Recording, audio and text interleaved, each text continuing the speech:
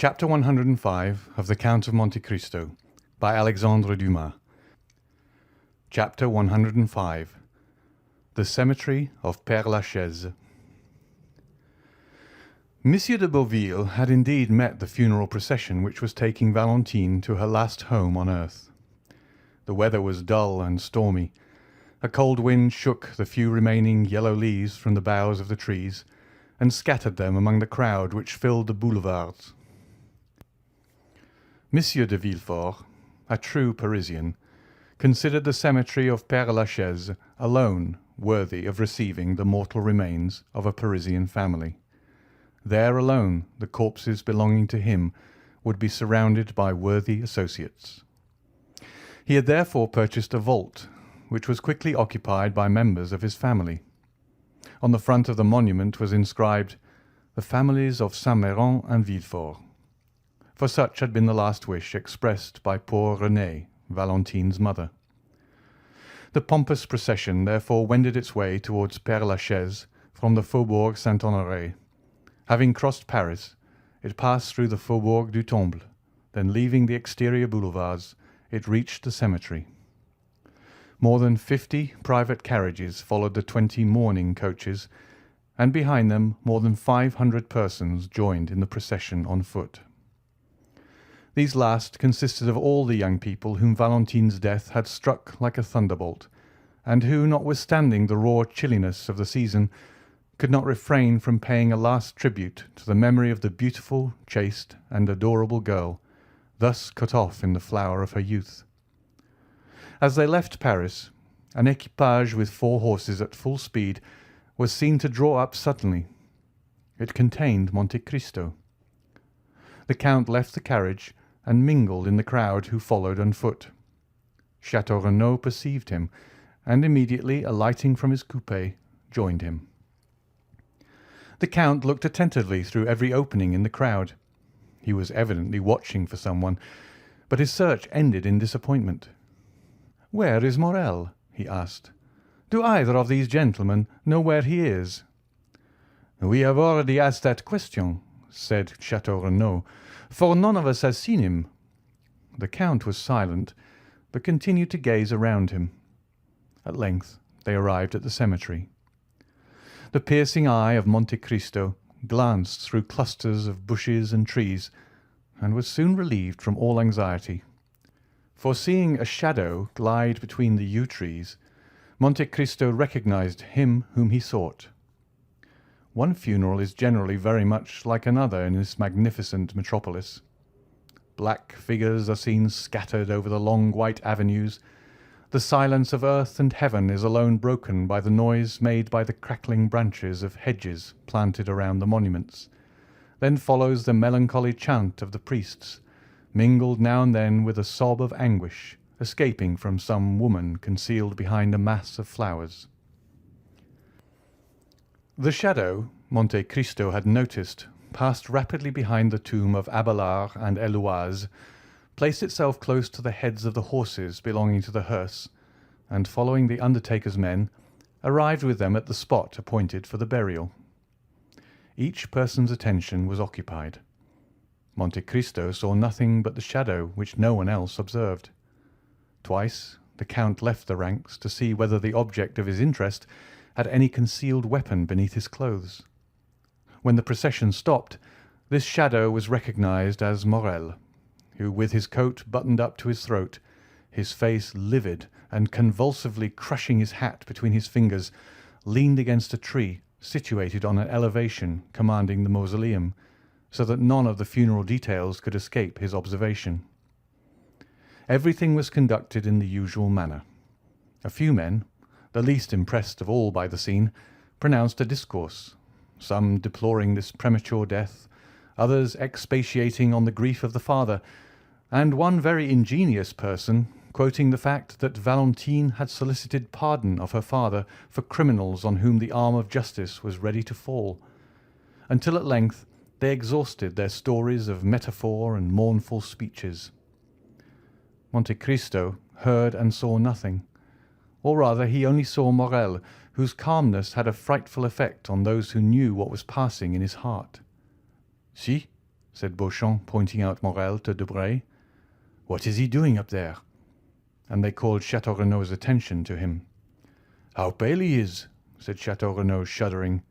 "He is cold," said Debray. "Not at all," said Château Renaud slowly.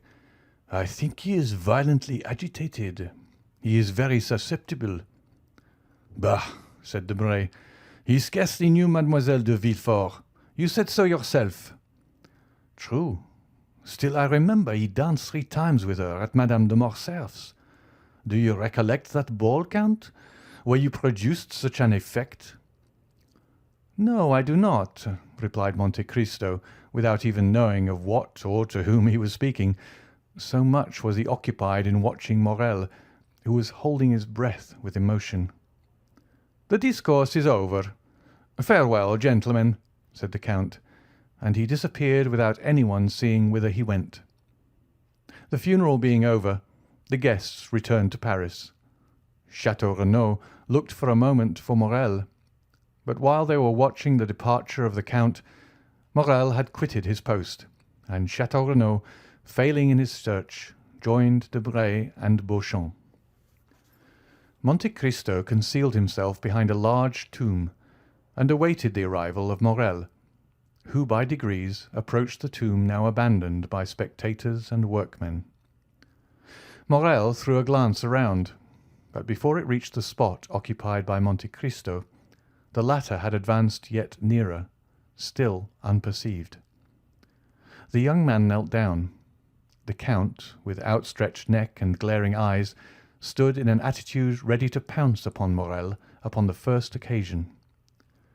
Morel bent his head till it touched the stone. Then, clutching the grating with both hands, he murmured, "Oh, Valentine!" The Count's heart was pierced by the utterance of these 2 words. He stepped forward, and touching the young man's shoulder, said, "I was looking for you, my friend." Monte Cristo expected a burst of passion, but he was deceived, for Morel turned round and said calmly, "You see, I was praying." The scrutinizing glance of the Count searched the young man from head to foot. He then seemed more easy. "Shall I drive you back to Paris?" he asked.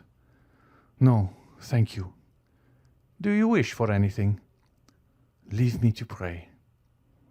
The Count withdrew without opposition, but it was only to place himself in a situation where he could watch every movement of Morel, who at length arose, brushed the dust from his knees, and turned towards Paris, without once looking back. He walked slowly down the Rue de la Roquette. The Count, dismissing his carriage, followed him about 100 paces behind. Maximilien crossed the canal and entered the Rue Meslay by the boulevards. 5 minutes after the door had been closed on Morel's entrance, it was again opened for the Count. Julie was at the entrance of the garden, where she was attentively watching Penelon, who, entering with zeal into his profession of gardener, was very busy grafting some Bengal roses. "Ah, Count!" she exclaimed with the delight manifested by every member of the family whenever he visited the Rue Meslay. "Maximilien has just returned, has he not, madame?" asked the Count. "Yes, I think I saw him pass. But pray, call Emmanuel." "Excuse me, madame, but I must go up to Maximilien's room this instant," replied Monte Cristo. "I have something of the greatest importance to tell him." "Go then," she said with a charming smile, which accompanied him until he had disappeared. Monte Cristo soon ran up the staircase conducting from the ground floor to Maximilien's room. When he reached the landing, he listened attentively, but all was still. Like many old houses occupied by a single family, the room door was panelled with glass, but it was locked. Maximilien was shut in, and it was impossible to see what was passing in the room, because a red curtain was drawn before the glass.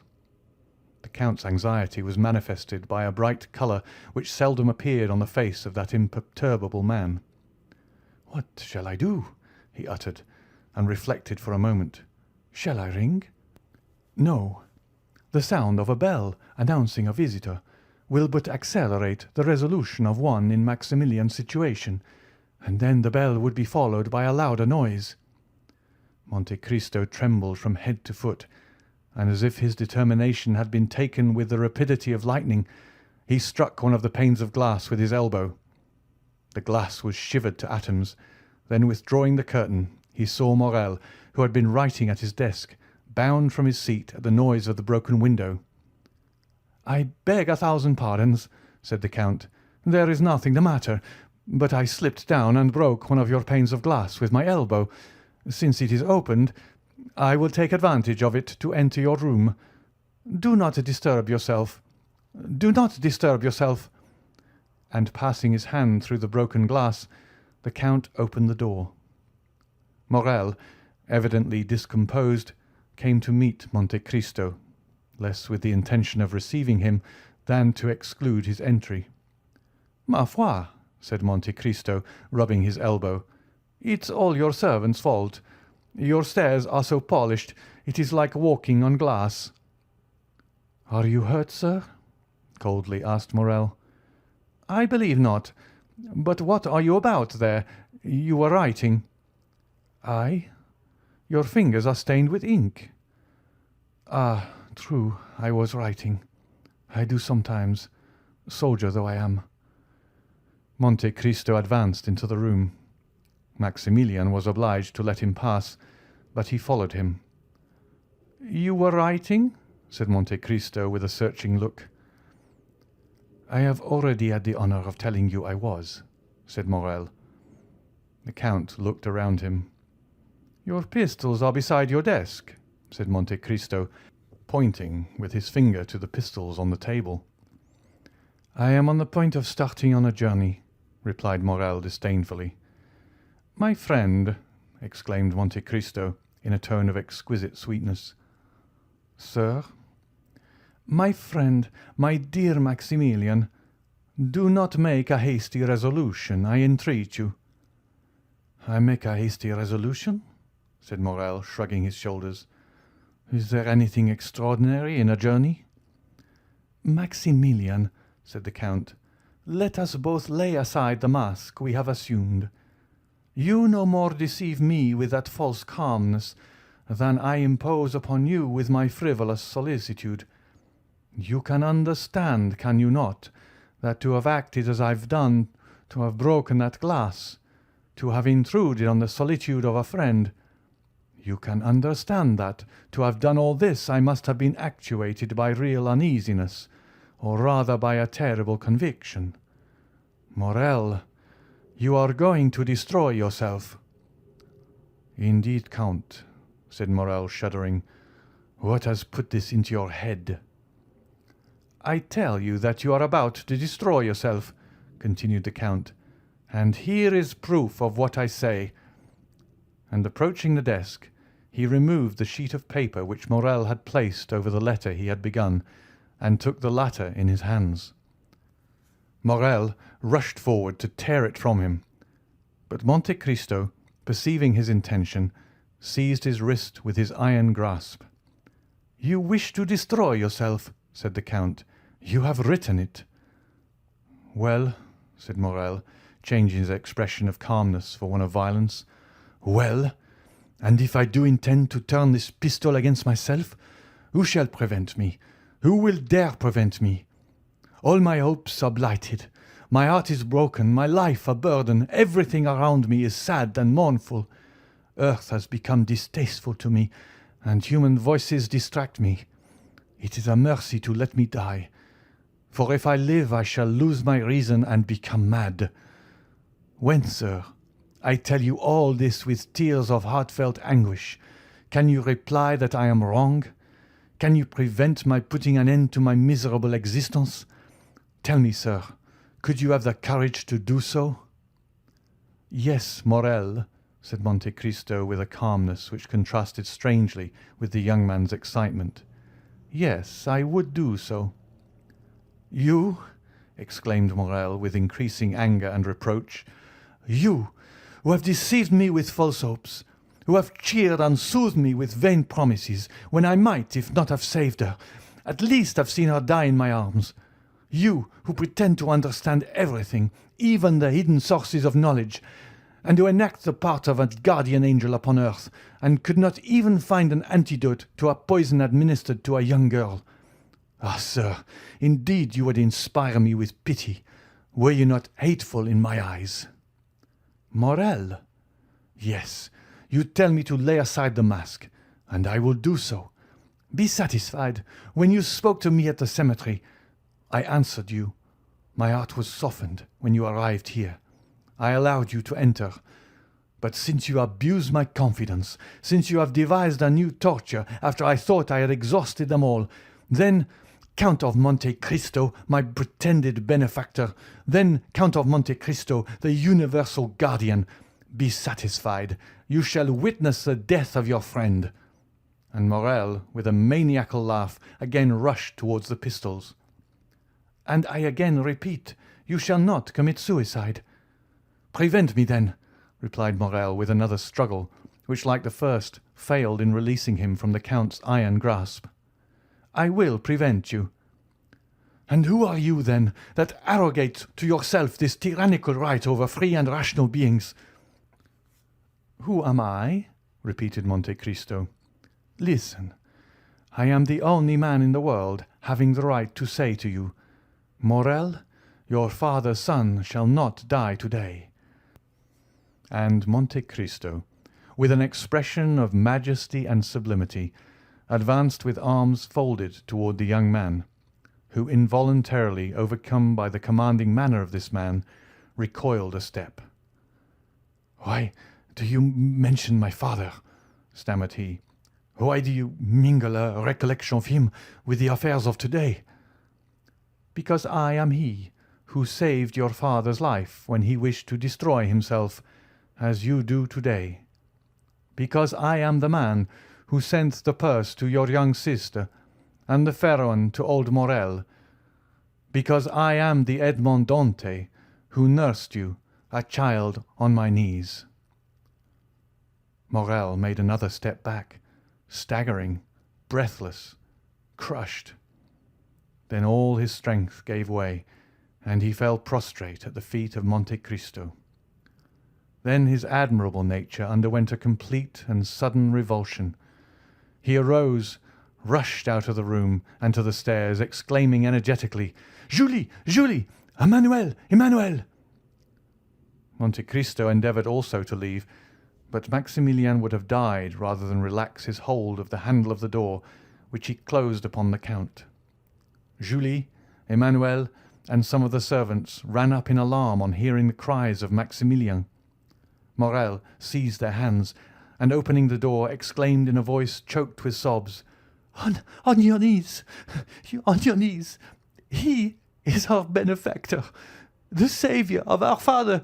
He is—" He would have added, Edmond Dante, but the Count seized his arm and prevented him. Julie threw herself into the arms of the Count.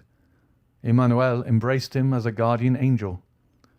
Morel again fell on his knees and struck the ground with his forehead. Then the iron-hearted man felt his heart swell in his breast. A flame seemed to rush from his throat to his eyes. He bent his head and wept. For a while nothing was heard in the room but a succession of sobs, while the incense from their grateful hearts mounted to heaven. Julie had scarcely recovered from her deep emotion when she rushed out of the room, descended to the next floor, ran into the drawing-room with childlike joy, and raised the crystal globe which covered the purse given by the unknown of the Allées de Meilhan. Meanwhile, Emmanuel, in a broken voice, said to the Count, "Oh, Count, how could you, hearing us so often speak of our unknown benefactor, seeing us pay such homage of gratitude and adoration to his memory, how could you continue so long without discovering yourself to us? Oh, it was cruel to us, and, dare I say it, to you also." "Listen, my friends," said the Count. "I may call you so since we have really been friends for the last 11 years. The discovery of this secret has been occasioned by a great event, which you must never know. I wished to bury it during my whole life in my own bosom, but your brother Maximilian wrested it from me by a violence he repents of now, I am sure." Then turning around, and seeing that Morel, still on his knees, had thrown himself into an armchair, he added in a low voice, pressing Emmanuel's hand significantly, "Watch over him." "Why so?" asked the young man, surprised. "I cannot explain myself, but watch over him." Emmanuel looked around the room and caught sight of the pistols. His eyes rested on the weapons, and he pointed to them. Monte Cristo bent his head. Emmanuel went towards the pistols. "Leave them," said Monte Cristo. Then walking towards Morel, he took his hand. The tumultuous agitation of the young man was succeeded by a profound stupor. Julie returned, holding the silken purse in her hands, while tears of joy rolled down her cheeks like dewdrops on the rose. "Here is the relic," she said. "Do not think it would be less dear to us, now we are acquainted with our benefactor." "My child," said Monte Cristo, colouring, "allow me to take back that purse. Since you now know my face, I wish to be remembered alone through the affection I hope you will grant me." "Oh," said Julie, pressing the purse to her heart, "no, no, I beseech you, do not take it. For some unhappy day you will leave us, will you not?" "You have guessed rightly, madame," replied Monte Cristo, smiling. "In a week I shall have left this country, where so many persons who merit the vengeance of heaven lived happily, while my father perished of hunger and grief." While announcing his departure, the Count fixed his eyes on Morel, and remarked that the words, "I shall have left this country," had failed to rouse him from his lethargy. He then saw that he must make another struggle against the grief of his friend, and taking the hands of Emmanuel and Julie, which he pressed within his own, he said with the mild authority of a father, "My kind friends, leave me alone with Maximilian." Julie saw the means offered of carrying off her precious relic, which Monte Cristo had forgotten. She drew her husband to the door. "Let us leave them," she said. The Count was alone with Morel, who remained motionless as a statue. "Come," said Monte Cristo, touching his shoulder with his finger. "Are you a man again, Maximilian?" "Yes, for I begin to suffer again." The Count frowned, apparently in gloomy hesitation. "Maximilian, Maximilian," he said, "the ideas you yield to are unworthy of a Christian." "Oh, do not fear, my friend," said Morel, raising his head and smiling with a sweet expression on the Count. "I shall no longer attempt my life." "Then we are to have no more pistols, no more despair." "No, I have found a better remedy for my grief than either a bullet or a knife." "Poor fellow, what is it?" "My grief will kill me of itself." "My friend," said Monte Cristo with an expression of melancholy equal to his own, "listen to me. One day, in a moment of despair like yours, since it led to a similar resolution, I also wished to kill myself. One day your father, equally desperate, wished to kill himself too. If anyone had said to your father at the moment he raised a pistol to his head, if anyone had told me when in my prison I pushed back the food I had not tasted for 3 days, if anyone had said to either of us then, 'Live, the day will come when you will be happy and will bless life,' no matter whose voice had spoken, we should have heard him with the smile of doubt or the anguish of incredulity. And yet how many times has your father blessed life while embracing you? How often have I myself—" "Ah!" exclaimed Morel, interrupting the Count, "you only lost your liberty. My father had only lost his fortune, but I have lost Valentine." "Look at me," said Monte Cristo, with that expression which sometimes made him so eloquent and persuasive. "Look at me. There are no tears in my eyes, nor is there fever in my veins. Yet I see you suffer, you, Maximilian, whom I love as my own son. Well, does not this tell you that in grief, as in life, there is always something to look forward to beyond? Now, if I entreat, if I order you to live, Morrel, it is in the conviction that one day you will thank me for having preserved your life." "Oh, heavens!" said the young man. "Oh, heavens! What are you saying, Count? Take care. But perhaps you have never loved." "Child," replied the Count, "I mean as I love. You see, I have been a soldier ever since I attained manhood. I reached the age of 29 without loving, for none of the feelings I before then experienced merit the appellation of love. Well, at 29 I saw Valentine. For 2 years I have loved her. For 2 years I have seen written in her heart, as in a book, all the virtues of a daughter and wife. Count, to possess Valentine would have been a happiness too infinite, too ecstatic, too complete, too divine for this world, since it has been denied me. But without Valentine, the earth is desolate." "I have told you to hope," said the Count. "Then have a care, I repeat, for you seek to persuade me, and if you succeed, I shall lose my reason, for I should hope that I could again behold Valentine." The Count smiled.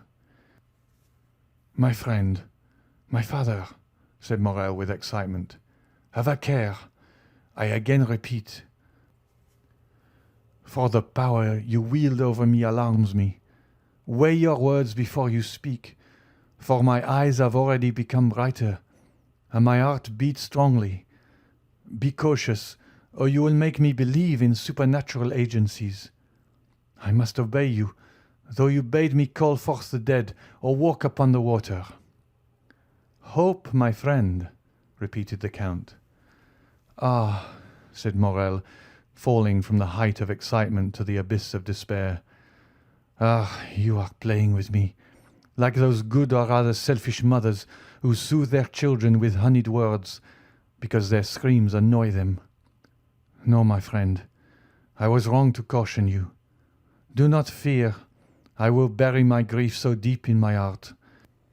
I will disguise it so that you shall not even care to sympathize with me.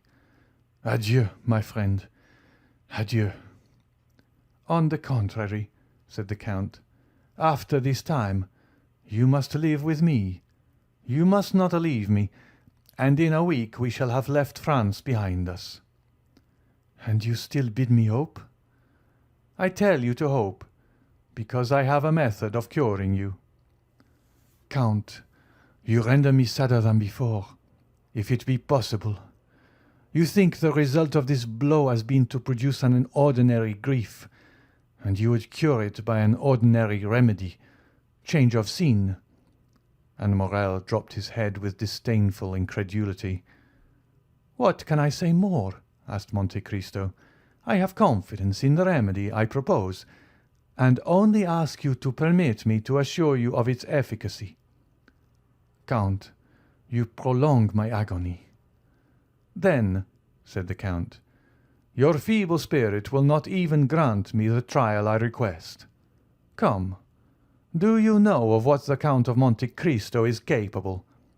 Do you know that he holds terrestrial beings under his control, nay, that he can almost work a miracle? Well, wait for the miracle I hope to accomplish, or—" "Or?" repeated Morrel. "Or take care, Morrel, lest I call you ungrateful." "Have pity on me, Count."